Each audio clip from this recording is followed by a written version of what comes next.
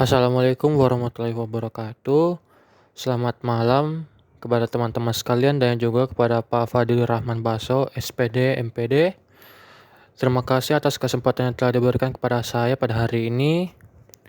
Saya akan mempresentasikan hasil kerja saya, yaitu mereview artikel mengenai manajemen memori dan penyimpanan. Sebelum kita memulai, izinkan saya untuk memperkenalkan diri. Perkenalkan, nama saya Haniel Kalembang dari kelas Tekom A, NIM-nya 24021050167. Saya dari Prodi Teknik Seperti Komputer yang kalian dari lihat, jurusan Teknik ada Informatika dua dan artikel Komputer yang saya dapatkan, dalam Fakultas Teknik yaitu yang pertama Universitas dan Negeri yang kedua. Makassar. Kurang lebih penjelasan dari artikel yang saya dapatkan itu seperti ini.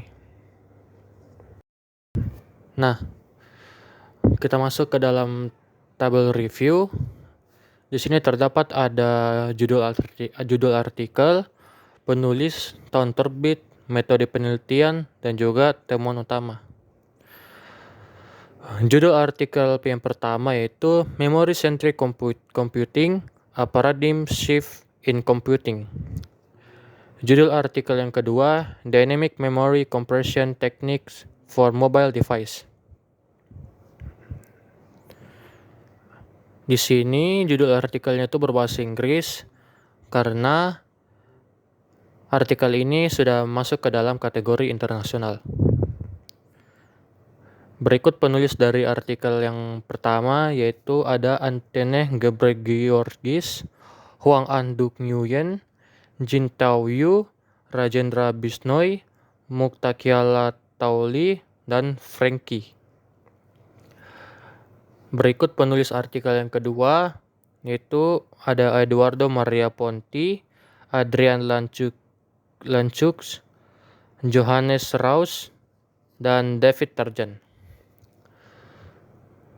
Artikel yang pertama itu tahun terbitnya pada Oktober tahun 2022 dan artikel yang kedua yaitu pada Juni tahun 2024. Kita masuk ke dalam metode penelitian pada artikel yang pertama. Jadi pada artikel yang pertama ini yang saya dapatkan dari metode penelitiannya yaitu artikel ini membahas mengenai penelitian memory centric computing dengan nge-review secara menyeluruh mengenai arsitektur komputer yang berfokus pada memori atau memory centric computer architecture. Artikel ini berfokus pada memindahkan sebagian atau seluruh fungsi pemrosesan ke dekat memori atau di dalam memori itu sendiri untuk mengurangi latensi dan konsumsi daya. Berikut temuan utama dari artikel yang pertama yang saya dapatkan itu, temuan dari artikel ini yaitu arsitektur komputer tradisional yang mengalami keterbatasan dalam hal performa dan efisiensi energi karena pemisahan antara prosesor dan memori. Memory-centric arsitektur seperti Processing in Memory atau PIM dan Logic in Memory atau LIM dianggap sebagai solusi menjanjikan untuk mengatasi bottleneck tersebut. PIM dan LIM juga memungkinkan pemrosesan data dan logika komputasi di dalam memori yang dapat mengurangi waktu dalam memindahkan data. Baik, kita masuk ke dalam artikel yang kedua. Dalam metode penelitian. Yang saya dapatkan dalam metode penelitian pada artikel kedua ini yaitu pada artikel ini menganalisis strategi optimasi RAM terkini dan dampaknya terhadap kinerja perangkat pengkaji.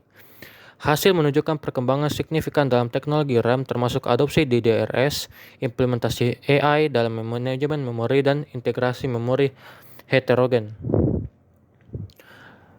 Berikut temuan utama dari artikel yang kedua yang saya dapatkan, yaitu temuan artikel ini menunjukkan hasil dari perkembangan yang signifikan dalam teknologi RAM dan dampaknya terhadap kinerja perangkat dan manajemen memori pada integrasi memori heterogen. Adapun adopsi teknologi DDRS menunjukkan peningkatan signifikan dalam kecepatan transfer data dan efisiensi energi dibandingkan generasi sebelumnya. Pengelolaan RAM yang adaptif dan cerdas menjadi krusial dalam komputasi modern. Dengan implikasi luas terhadap efisiensi energi, kecepatan pemrosesan, dan pengalaman pengguna. Baik, sekian dari presentasi saya atas hasil kerja saya dalam meneliti dan mereview artikel yang membahas tentang manajemen memori dan penyimpanan. Mungkin itu saja pada hari ini. Jika ada tutur kata yang salah yang saya sampaikan selama presentasi, mohon dimaafkan. Assalamualaikum warahmatullahi wabarakatuh. Terima kasih atas kesempatannya.